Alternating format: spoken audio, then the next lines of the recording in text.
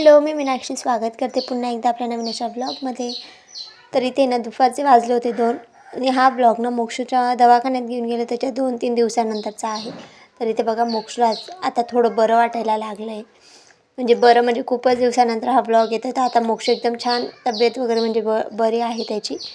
तर नाही मला खूप मेसेज वगैरे आले की त्याची तब्येत बरी आहे की नाही असं. त्याला टॉनिक वगैरे लावा, तर मी त्याला टॉनिक वगैरे पण लावून घेतलं. आणि आता मोक्ष व्यवस्थित जेवण वगैरे करायला लागला. वॉमिट वगैरे सगळं बंद झालं त्याचं. आणि आता छान खेळायला पण लागला आहे मोक्ष. तर आता त्याची तब्येत खूप चांगली आणि मस्त झालं आता. मोक्षूची तब्येत बरी झाली. पण इथे ना माझं इथे बघा मोक्षूने केवढं काम वाढवून ठेवलेलं होतं. खूप दिवसापासून ना कॉट साफ करायचं चाललं होतं माझं. तर ना त्याचा नंबरच लागत नव्हता. आज काही करून त्याचा नंबर लावायचाच होता, कारण ना खूप जास्त घाण झालेली होती. मोक्षूने ना माझी चांदीची साखळीच हरवून टाकली होती. तर ती शोधण्यासाठी मला कॉट व्यवस्थित आवरावंच लागला.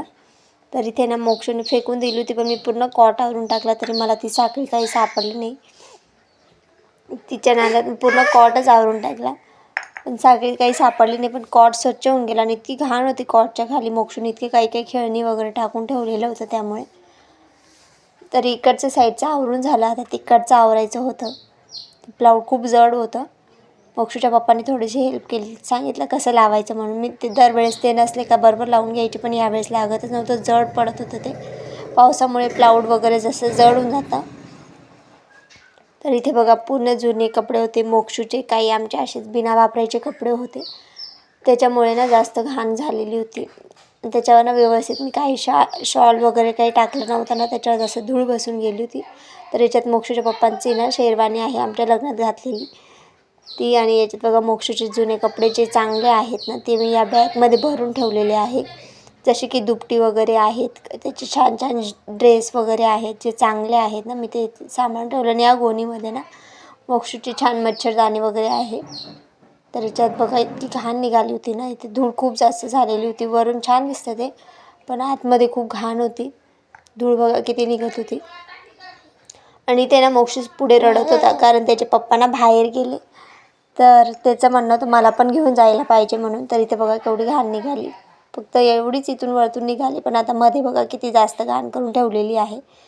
इथे बघा काही कुरकुरे वगैरे खाल्ले असतील ना, त्याचे कागद वगैरे मोक्षूने सगळं त्याच्यात टाकून ठेवले. काही खेळणी पाडून ठेवलेली आहे, खेळणी वगैरे त्याच्यात टाकून ठेवलेली आहे. जी लागणारी वस्तू आहे ना ती त्याच्या खाली सापडत होती. प्लेट वगैरे काही खाल्लं पिल्लं ना, तर त्याच्या खाली प्लेट फेकून द्यायचा तो.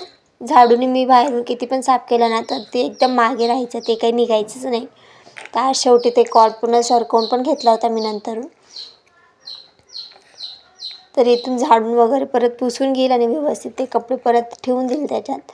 आणि महिन्यातून आहे ना हा कॉट मला एक वेळा तरी साफ करावा लागतो, कारण मोक्षूने खूप सारे काही ना काही पसारा टाकून ठेवलेला राहतो.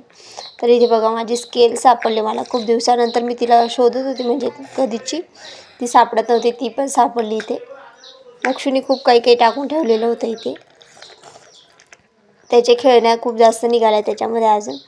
इथे लगे मॉपने पुसून घेते, कारण धूळ वगैरे काढून झाली. आता बाकीचं साफ करून घेते, म्हणजे व्यवस्थित लावता येईल मला.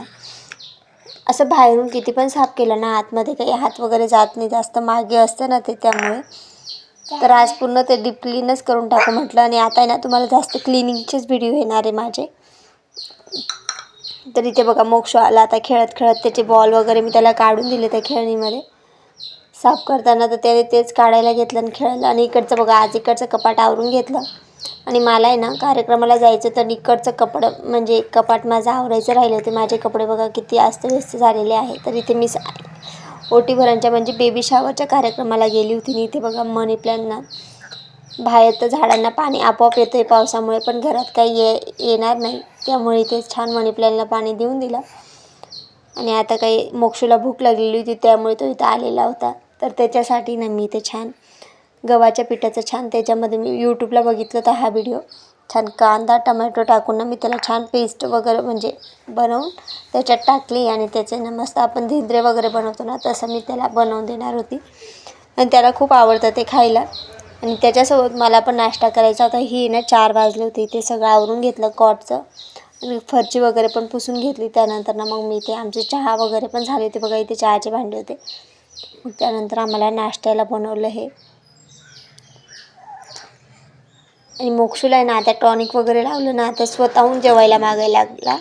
पहिले ना आम्हाला रावण्या करावं लागायच्या, घे घे म्हणून. आता तो स्वतःहून मागतो. त्यामुळे चांगलं झालं त्याला दवाखान्यात घेऊन गेलो ते.